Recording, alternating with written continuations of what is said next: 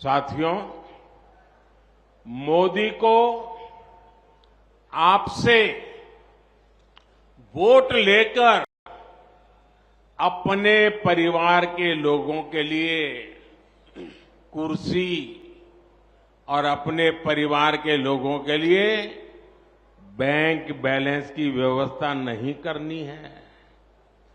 मोदी का तो परिवार 140 करोड़ देशवासी है और न ही मोदी को कुर्सी पर बैठ करके सत्ता सुख भोगना है।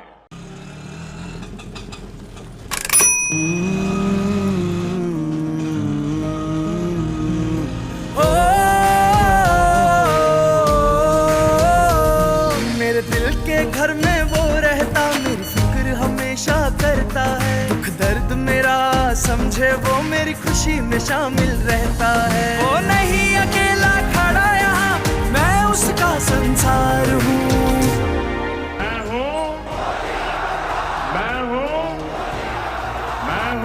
मैं मोदी का परिवार हूँ, मैं मोदी का परिवार हूँ, मैं मोदी का परिवार हूँ, मैं मोदी का परिवार हूँ।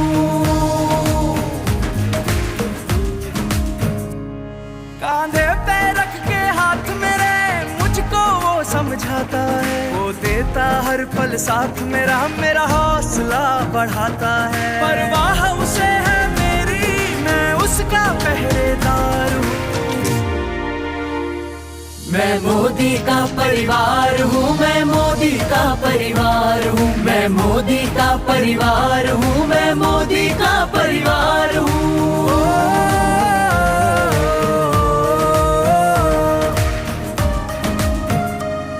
मेरे सर की पक्की छत है वो, मेरे अपनों की सेहत है वो। मेरी जरूरतों का पता उसे, बदल रहा मेरी किस्मत वो देख रहा जो सपने में उनका किरदार हूँ।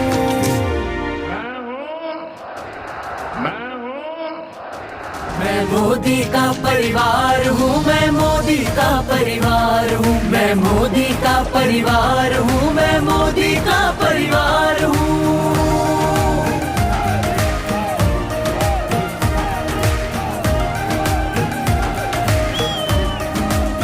बेटी, मैं तुम्हें आशीर्वाद देता हूँ।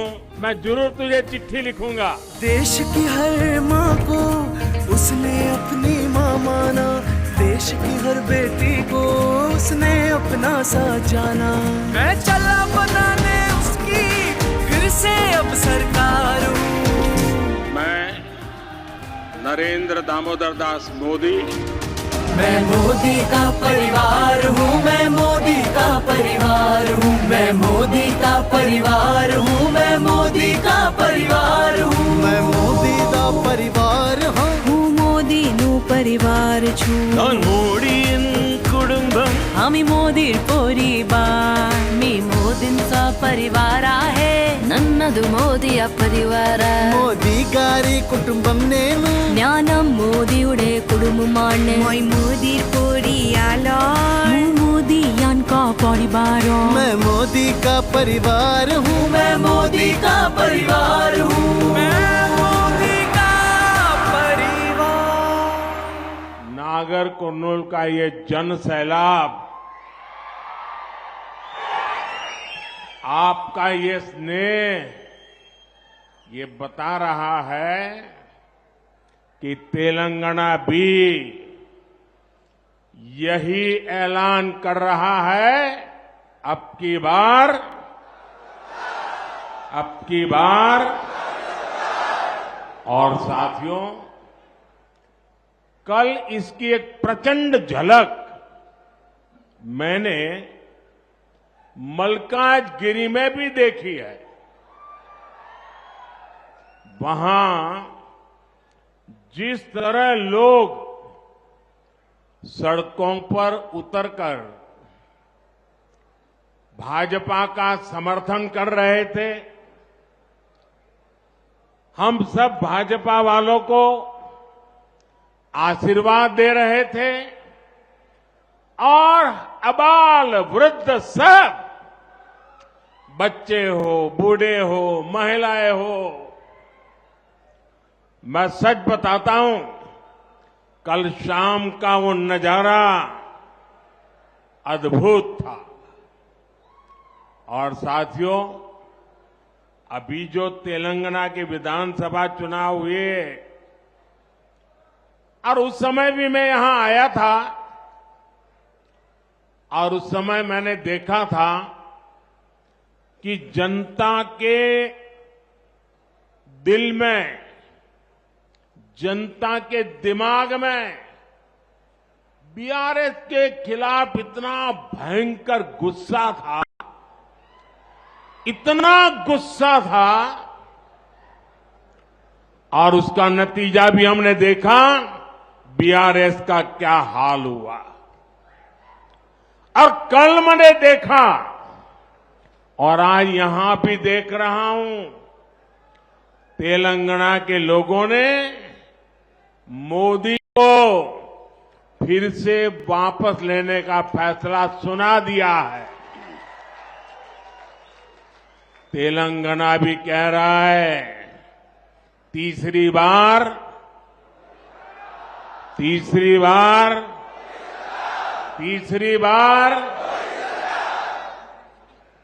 నా తెలంగాణ కుటుంబ సభ్యులందరికీ నమస్కారాలు అన్న తెలుగు సంబోధనతో మాననీయ ప్రధానమంత్రి ప్రారంభించారు.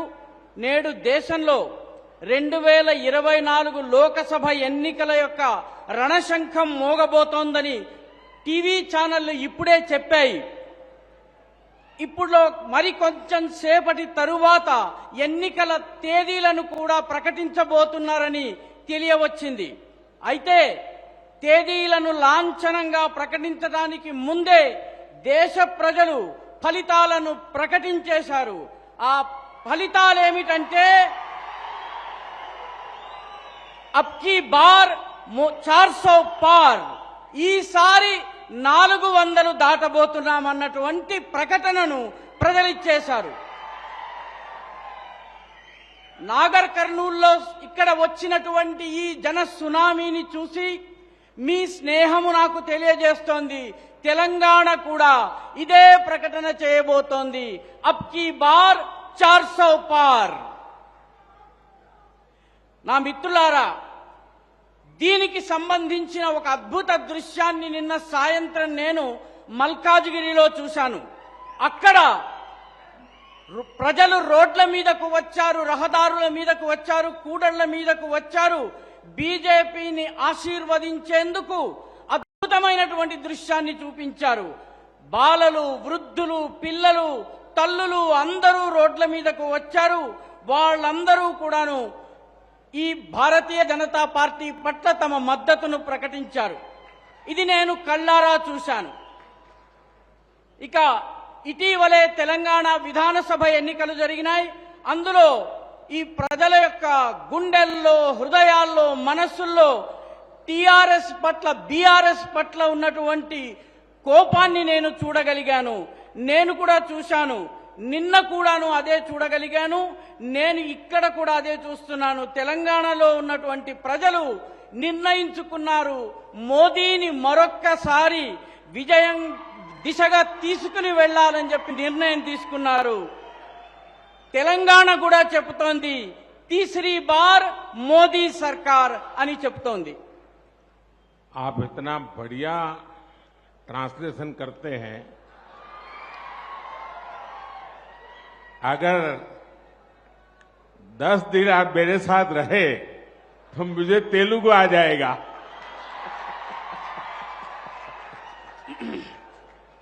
बताइए. ఈ అనువాదము చాలా బాగుంది. వారితో పాటు 10 రోజులు ఉండే సౌభాగ్యం నాకు లభిస్తే వారికి తెలుగు వస్తుంది, నా జీవితం ధన్యమవుతుంది.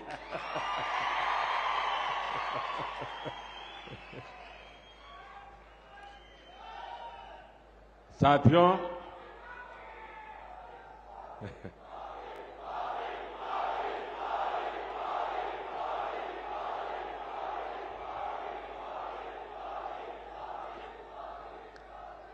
साथियों, तेलंगाना को हमारे देश में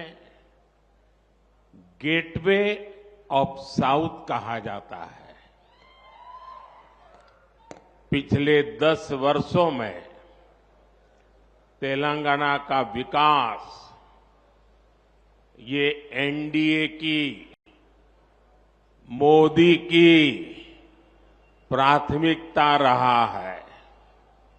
लेकिन इन 10 वर्षों में हमने ये भी देखा कि कैसे तेलंगाना चक्की के 2 पार्टों में पीसता रहा है। एक पार्ट कांग्रेस का और दूसरा पार्ट बीआरएस का। कांग्रेस और बीआरएस ने मिलकर तेलंगाना के विकास के हर सपने को चकनाचूर कर दिया है। और अब तो मुश्किल ये है कि यहां कांग्रेस के पंजे का कब्जा हो गया है। पहले बीआरएस की महालूट और अब कांग्रेस की बुरी नजर। ये वैसे ही हालत है जैसे कि कुएं से निकले खाई में गिरे। कांग्रेस के लिए तो पूरा राज्य तबाह करने के लिए 5 साल भी बहुत है। जब यहां ज्यादा संख्या में बीजेपी सांसद चुन करके आएंगे तो कांग्रेस को भी अपनी मनमानी करने में बहुत मुश्किल होगा। और इसलिए इस बार तेलंगाना में सभी लोकसभा की सीट भाजपा का कमल खिलना चाहिए।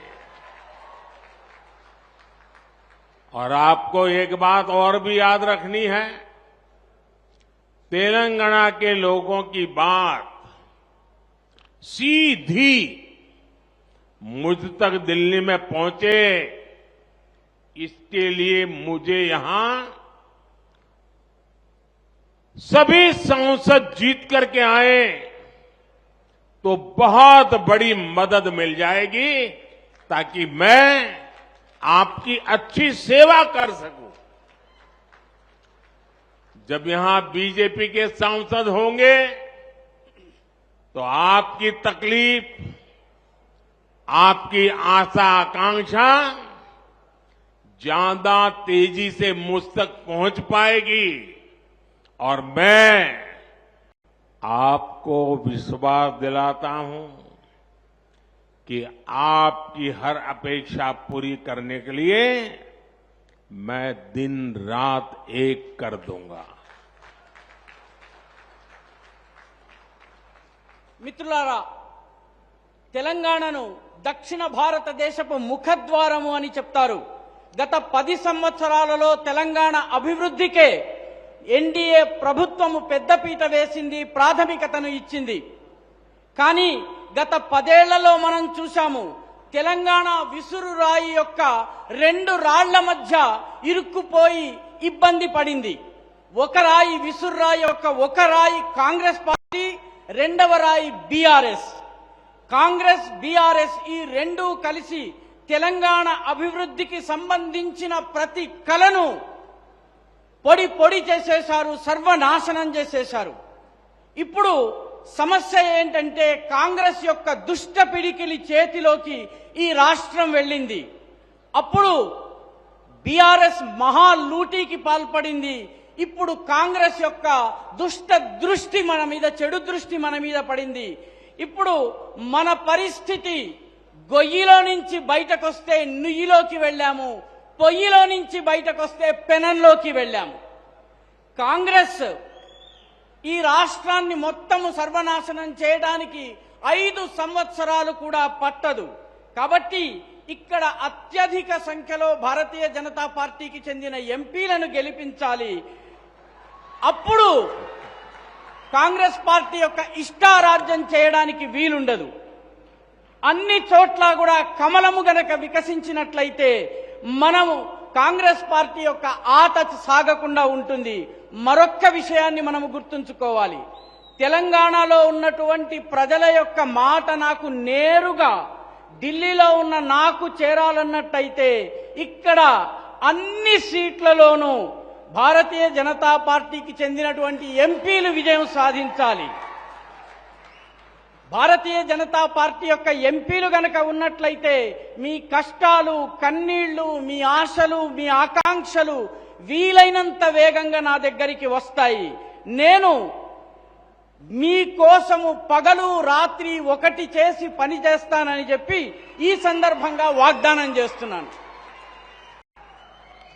साथियों, जिस कांग्रेस ने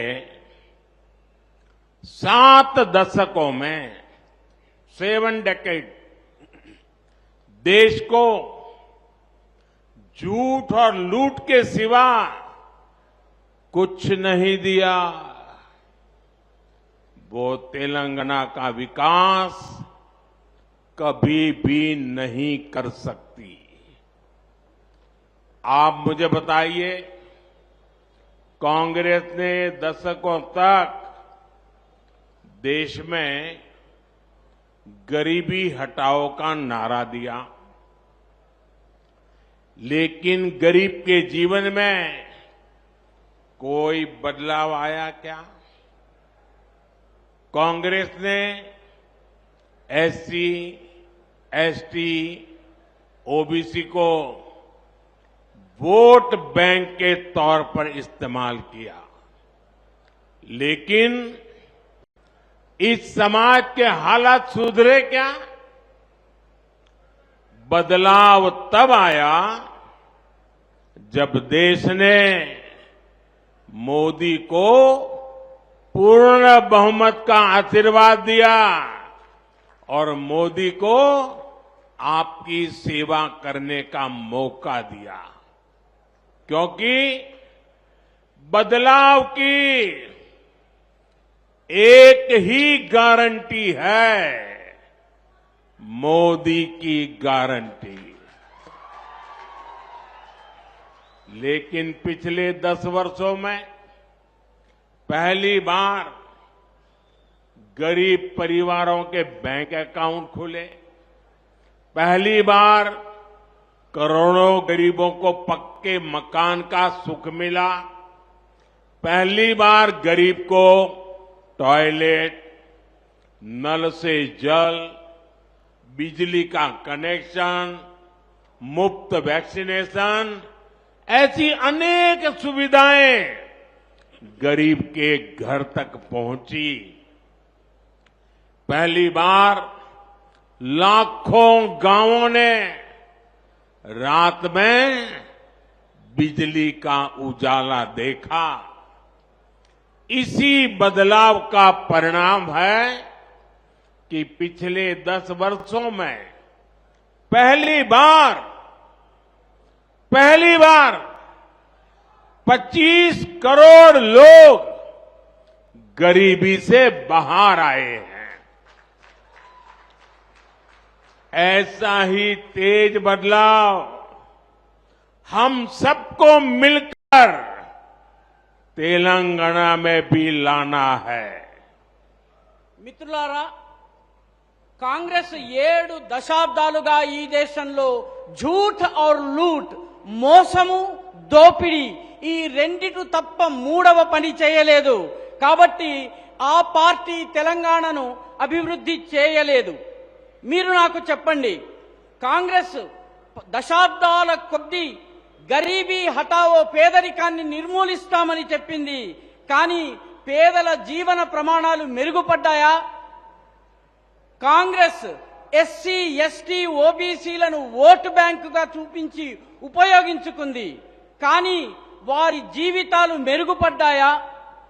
మార్పు ఎప్పుడొచ్చిందంటే, మార్పు మోదీకి మీరు పూర్తి మెజారిటీని ఇచ్చి ఆశీర్వాదం ఇచ్చినప్పుడు మాత్రమే సేవ చేసేటటువంటి అదృష్టాన్ని కలిగించినప్పుడు మాత్రమే వచ్చింది. ఎందుకంటే మార్పుకి ఉన్న ఏకైక గ్యారంటీ ఏమిటంటే అది మోదీ గారి యొక్క గ్యారంటీ. గత 10 సంవత్సరాల్లో మొట్టమొదటిసారి పేద కుటుంబాలు బ్యాంక్ అకౌంట్ తెరుచుకోగలిగాయి. మొట్టమొదటిసారి కోట్ల మంది పేదలకు సొంత ఇళ్ల ఆనందం లభించింది. మొట్టమొదటిసారి టాయిలెట్ లభించింది. నల్లా నుంచి నీళ్లొచ్చాయి. విద్యుత్ కనెక్షన్ వచ్చింది. ఉచితంగా వ్యాక్సినేషన్ టీకాలు ఇవ్వడం జరిగింది. ఈ సదుపాయాలన్నీ లభించాయి. మొట్టమొదటిసారి లక్షలాది గ్రామాల ప్రజలు విద్యుత్ వెలుగుల్ని చూడగలిగారు. ఈ మార్పు యొక్క పరిణామ స్వరూపంగానే గత 10 సంవత్సరాల్లో మొట్టమొదటిసారి 25 కోట్ల మంది ప్రజలు పేదరికం నుంచి బయటకు రాగలిగారు. ఇటువంటి వేగవంతమైన మార్పును తెలంగాణలో కూడా మనము తీసుకుని రావాలి. साथियों, मोदी को आपसे वोट लेकर अपने परिवार के लोगों के लिए कुर्सी और अपने परिवार के लोगों के लिए बैंक बैलेंस की व्यवस्था नहीं करनी है। मोदी का तो परिवार 140 करोड़ देशवासी है और न ही मोदी को कुर्सी पर बैठ करके सत्ता सुख भोगना है। 23 साल से पहले मुख्यमंत्री के रूप में और अब प्रधानमंत्री के रूप में आपने मुझे सेवा का मौका दिया है।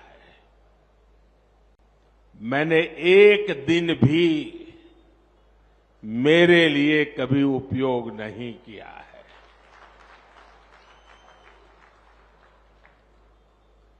अगर मैंने कुछ किया है, अगर मैं जिया हूं, अगर मैं दिन रात काम करता रहा हूं, तो वो सिर्फ और सिर्फ मेरे 140 करोड़ परिवारजनों के लिए। इसलिए मोदी की गारंटी का मतलब होता है गारंटी पूरी होने की गारंटी। जब मोदी कहता है कि आर्टिकल 370 को खत्म किया जाएगा, तो ये होकर रहता है। जब मोदी कहता है कि रामलला अपने घर आएंगे, तो ये होकर रहता है। जब मोदी कहता है कि हमारी अर्थव्यवस्था मजबूत होगी, तो भारत दुनिया की सबसे तेज गति से बढ़ने वाली अर्थव्यवस्था बन जाता है। यही तो है मोदी की गारंटी।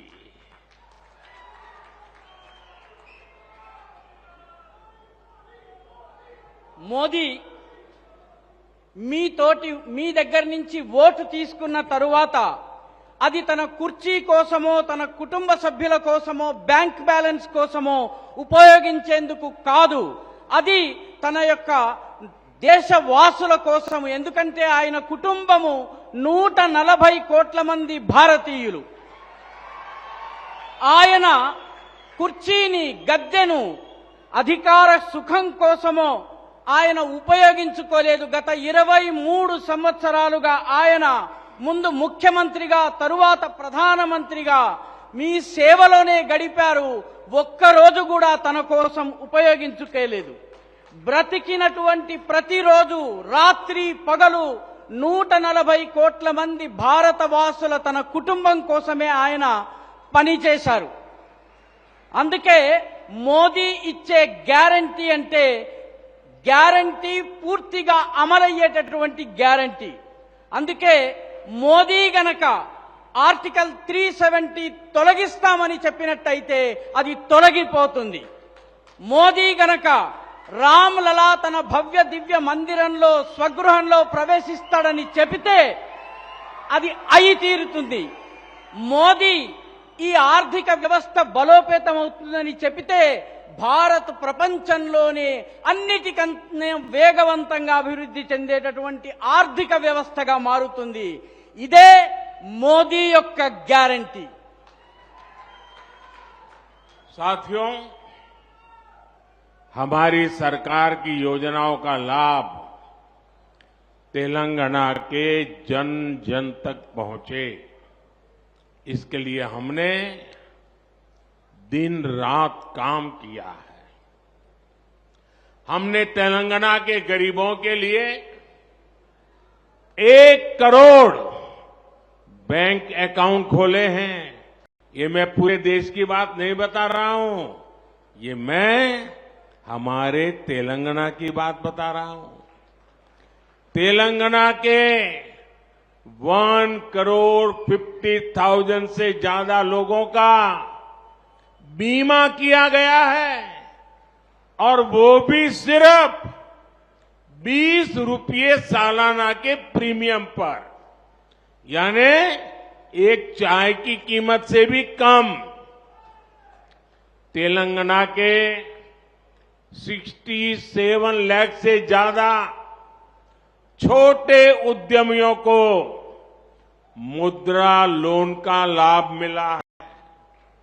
तेलंगाना के 80 लाख से ज्यादा लोगों को आयुष्मान भारत योजना के तहत हेल्थ इंश्योरेंस का लाभ मिला है. यहां के परिश्रमी मादिगा समुदाय को सशक्त बनाने के प्रयास भी हमने शुरू किए. ये प्रयास जारी रहेंगे और ये भी मोदी की गारंटी है. మా ప్రభుత్వం యొక్క ప్రణాళికలను యోజనలను దాని లాభాన్ని తెలంగాణ ప్రజలకు లభించేందుకు ప్రతి వ్యక్తికి అవి చేరేందుకు మా ప్రభుత్వము పగలు రాత్రి పనిచేసింది. తెలంగాణలో ఉన్నటువంటి పేదల కోసము 1 కోటికి పైగా బ్యాంక్ అకౌంట్లను తెరవడం జరిగింది. తెలంగాణలోని 1,50,00,000కు పైబడి ప్రజలకు ఆరోగ్య బీమా చేయించడం జరిగింది. కేవలం ఏడాదికి 20 రూపాయల ప్రీమియంతో, అంటే చాయ్ కన్నా కూడా తక్కువ ఖరీదుతో ఆరోగ్య బీమా లభించింది. తెలంగాణలోని 67 లక్షలకు పైబడి చిన్న వ్యాపారులకు ముద్రా లోన్లు లభించాయి. తెలంగాణలోని 80 లక్షలకు పైబడిన వ్యక్తులకు ఆయుష్మాన్ భారత్ పథకంలో అంతర్భాగంగా ఆరోగ్య బీమా లభించింది. ఇక్కడ ఉన్నటువంటి కష్టించి పనిచేసే మాదిగ సముదాయాన్ని బలోపేతం చేసేందుకు కూడా మేము ప్రయత్నం చేస్తున్నాము. ఈ ప్రయత్నాలు కొనసాగి తీరుతాయి. ఇది కూడా మోదీ గారు ఇస్తున్నటువంటి గ్యారంటీ. साथियों, हमारी सरकार की इन योजनाओं का सबसे ज्यादा लाभ एससी, एसटी, ओबीसी महिलाओं और किसानों को मिलता है. यही सही मायनों में सामाजिक न्याय की लड़ाई है. लेकिन इन योजनाओं का सबसे ज्यादा विरोध किसने किया? इसका विरोध ये कांग्रेस और बीआरएस जैसे भ्रष्टाचारी और परिवारवादी लोग हैं, जो सामाजिक न्याय के नाम पर राज अनैतिक रोटियां सेकते हैं। आप मुझे बताइए, जिन लोगों ने एससी, एसटी, ओबीसी के लोगों को हमेशा अपमानित किया है, क्या वो लोग इस समाज का भला होते देखना चाहेंगे क्या? ये वो लोग हैं जिन्होंने कभी बाबा साहब को चुनाव हराने के भरसक प्रयास किए थे। इन्होंने एसटी समाज से आने वाली द्रौपदी मुर्मू जी को भी राष्ट्रपति चुनाव हराने के लिए पूरी कोशिश की थी। आज आप खुद देख रहे हैं कि कांग्रेस सरकार के डिप्टी सीएम जो एससी समुदाय से हैं, उनको कैसे अपमान किया जा रहा है, उनका कैसे अपमान हो रहा है। तेलंगाना के लोगों ने उन तस्वीरों को देखा है कि कांग्रेस के नेता ऊपर बैठते हैं, लेकिन एससी समुदाय के नेता को जमीन पर बैठाया जाता है। మిత్రులారా, మా ప్రభుత్వం యొక్క పథకాలన్నిటి వల్ల అత్యధికంగా లాభం పొందేటటువంటి వాళ్ళు ఎస్సీలు, ఎస్టీలు, ఓబీసీలు, మహిళలు మరియు రైతులు. వీళ్ళకే అత్యధిక లాభము దొరుకుతూ